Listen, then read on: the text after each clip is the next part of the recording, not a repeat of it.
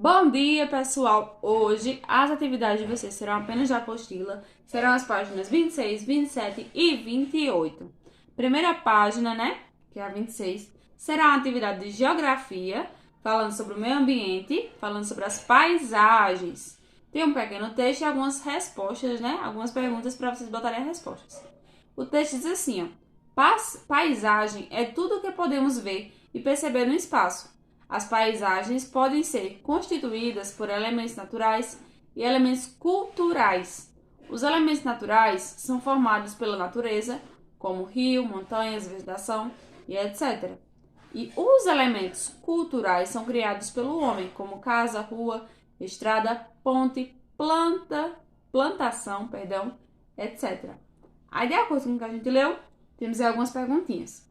Estudo o texto. Aí coloque EN para elementos natural é N. E EC para elementos culturais. Lembrando que elemento natural é coisa da natureza, né? E os elementos culturais é feito pelo homem. Caso casa, ruas, né? Aí vamos lá, temos aí mata, é o que? Fábrica, rua, ponte, montanha, asfalto, prédio, lago, solo, mar, pontes e rio. Lembrando, EN para elementos naturais e EC para elementos culturais. Questão 2. Observe atentamente estas imagens. Temos aí duas figuras, né? A letra A, a gente tá vendo aí que é uma imagem natural, né? Um elemento natural. E a B é cultural, né? Que tem um prédio. Aí, vamos lá. De acordo com isso, tem alguma questão para responder. Em qual das imagens predominam os elementos culturais? Qual é a imagem que está mostrando aí a imagem cultural? Fala agorinha, né? E qual é a imagem que estaria mostrando aí elementos naturais? Você vai colocar aí A ou B, tá certo? Aí a questão 3 complete com as palavras do quadro. Temos aí um quadro, né, com algumas palavras: necessidade, paisagens, trabalho e ser humano. E um texto, faltando algumas palavras. Você vai descobrir aí onde vai se encaixar cada palavrinha.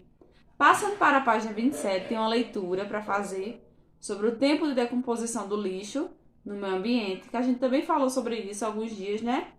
E depois tem uma atividade para responder.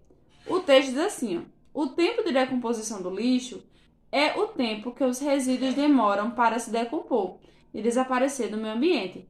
Cada material tem um tempo diferente de decomposição. A gente estudou isso, né? A gente sabe que cada material tem um tempo. O plástico tem um, o vidro tem outro. Aí diz assim, ó: alguns se decompõem de maneira relativamente rápida. Não demora muito tempo, né? Tem 6 meses, um ano, não é isso? E outros podem permanecer por centenas de anos no meio ambiente. A decomposição do lixo orgânico, no caso são alimentos, né, é relativamente rápida na natureza. As cascas de frutas, por exemplo, se decompõem no período de 1 a 3 meses. Já os produtos produzidos pelo homem podem demorar vários anos para sumir do ambiente. E isso é um grave problema, uma vez que muitos daqueles chicletes que, após perderem o sabor, ao invés de descartarmos do lixo, são jogados no chão. Demoram 5 anos, gente, 5 anos, para se decompor. E os papéis de embalagem levam de 3 a 6 meses, poluindo cada vez mais o meio ambiente. Como dito, o tempo de decomposição de alguns materiais, como o plástico, que é cerca de 450 anos, o alumínio, que é 400 anos, o vidro, que ultrapassa exatamente 1000 anos, é mais de 1000 anos no caso, por exemplo, é extremamente longo. Fica claro com isso que por várias gerações esse lixo permanecerá no ambiente, causando danos. Muitos animais, por exemplo, morrem ao se alimentar do lixo, sem contar os resíduos que podem contaminar a água e o solo. A gente já sabe todas essas informações, não é isso? Aí, de acordo com o texto, tem algumas perguntas. Ó. Vamos aprender como fazer uma ficha do tempo de decomposição do lixo do meio ambiente. Aí diz assim, ó: cole uma imagem relacionada ao texto.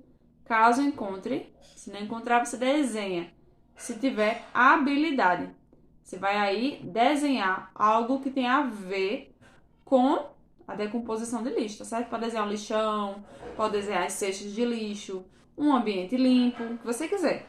Questão 2. Preencha a tabela abaixo com o tempo de decomposição de cada material. De acordo com o que a gente leu no texto, tem informando, né? O tempo de cada um. E os que não tiver, vocês vão pesquisar na internet, tá certo? Temos aí alguns materiais e vocês vão colocar o tempo de decomposição de cada um, que estão sendo citados na atividade. Passando para a página 28, que é a última atividade de hoje, é uma atividade de história falando sobre as lutas na Paraíba. Você conhece as suas origens? Sabe a história de seus antepassados? Aí tem um texto. Dados do censo em 2010, realizado pelo Instituto Brasileiro de Geografia e Estatística, que é o IBGE, mostrou que de cada 100 pessoas que vivem no estado da Paraíba, 58 são afrodescendentes. No caso, tem descendência africana, né? Como vimos, a grande presença de afrodescendentes em nossas terras remete ao início do processo de colonização, lá no início da história, né, do nosso Brasil. No século XVI, quando a Paraíba recebeu um significativo número de escravizados vindos da África para trabalhar principalmente nos engenhos da região. Até o final do século XIX, esses africanos e seus descendentes viram-se obrigados a trabalhar como cativos. A escravidão, contudo, só terminou em 1888, muito tempo depois, né? Depois de uma grande campanha que mobilizou boa parte da sociedade brasileira. Existiu muita escravidão. Aí, de acordo com o texto, tem 5 questões para responder. A primeira, pesquisa o significado da sigla IBGE. Aí tem falando, né, o nome da palavra IBGE, né? Que são essa sigla. Você vai colocar aí na questão 1. Questão 2. Como vimos na Paraíba, mais da metade da população é negra ou mestiça. Essa população também pode ser observada em um município ou em sua comunidade. E aí, você acha que dá para perceber na nossa comunidade essa informação que foi dada aí? Que a população é negra ou mestiça? No caso, um pouco mais moreno, né? Ou negro. Questão 3. A que se remete a grande presença de afrodescendentes em nossas terras? E aí? Remete ou não? Vocês veem muito? Vocês vão falar sim ou não? Questão 4. Quando e como terminou a escravidão na Paraíba? Tem falando no texto. E a questão 5. No Brasil, diversos estados mostram que os negros são vítimas de preconceito. Você já observou algum caso em que uma pessoa negra foi vítima de preconceito em razão de sua origem étnica? No caso, por causa da cor, né?